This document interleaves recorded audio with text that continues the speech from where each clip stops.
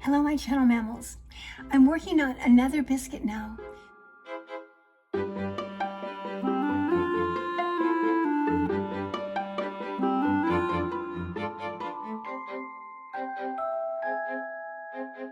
I've started cutting out and actually baking some of them, but I was disappointed again. I keep finding that every one doesn't have enough flavor to really express an idea, except for the Springerles. And then actually the Biedermeier biscuits, I remember I added all kinds of spices, and they're quite all right now. They're not quite what I was hoping for, but they're pretty wonderful. And now I'm trying to bring up the flavor in this other biscuit. It's so pretty. Let me show you. It's not decorated yet, of course, but I can just show you an idea of it.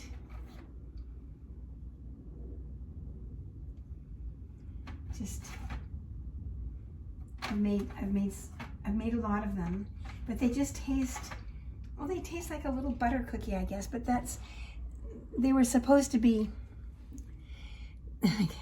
I'll just try to show you one instead of a whole hand platter full. See the little flowers in the middle? They're quite pretty, aren't they? But they are supposed to have clove and orange and cinnamon, and they just don't, it just doesn't taste like it. So what I use for the orange rind is, it's not orange, but clementines. And these have already been, I've already taken their zest off of them. And the nice thing about clementines is that after you've taken the zest off of them, they're very easy to peel. And also, it's very easy to get rid of the extra elements, because you just go like this.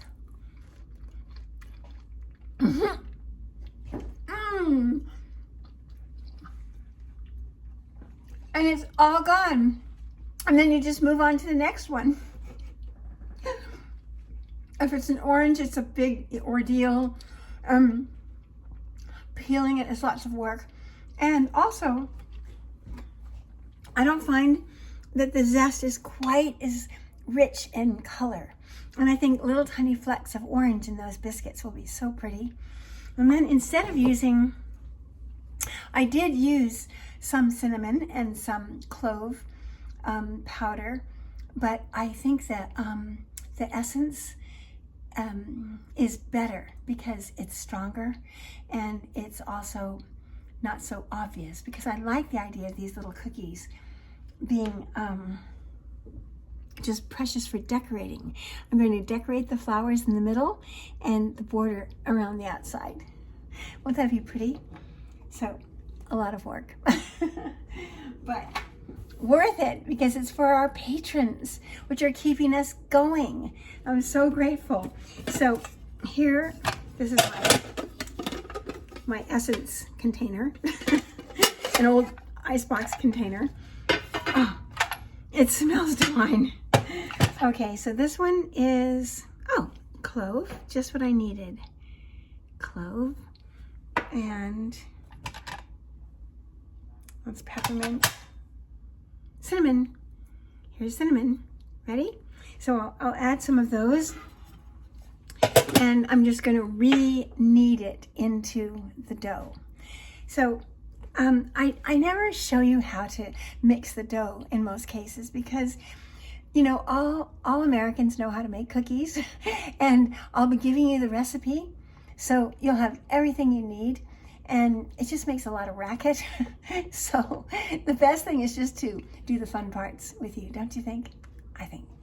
Okay, so I'm going to take these over to where I have this. I've already used one big hunk of it.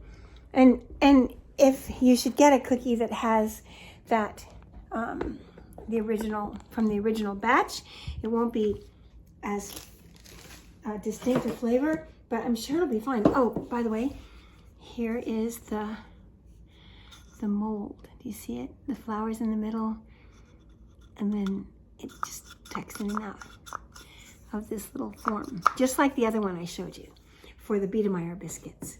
And this one doesn't have really a name yet. We'll have to think of a name for this cookie. It's really a kind of shortbread. Here, let me put you up here. It's a kind of shortbread. It's butter and sugar. It's not anything too exotic.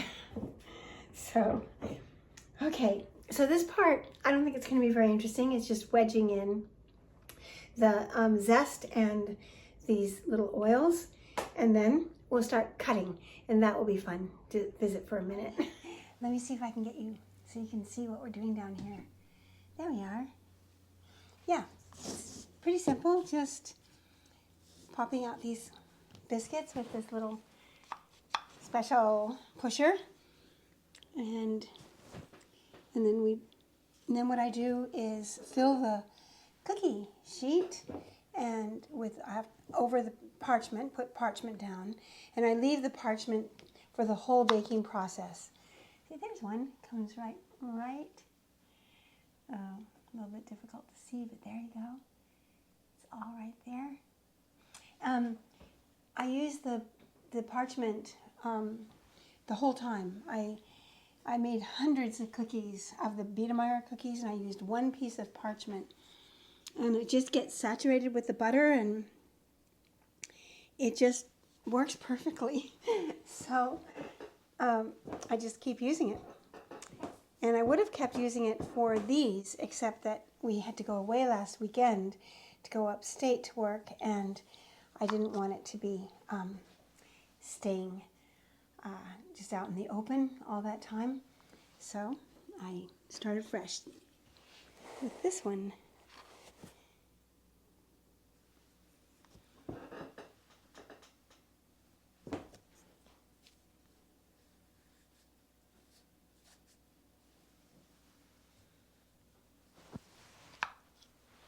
See, they just drop right out. We have everything we need.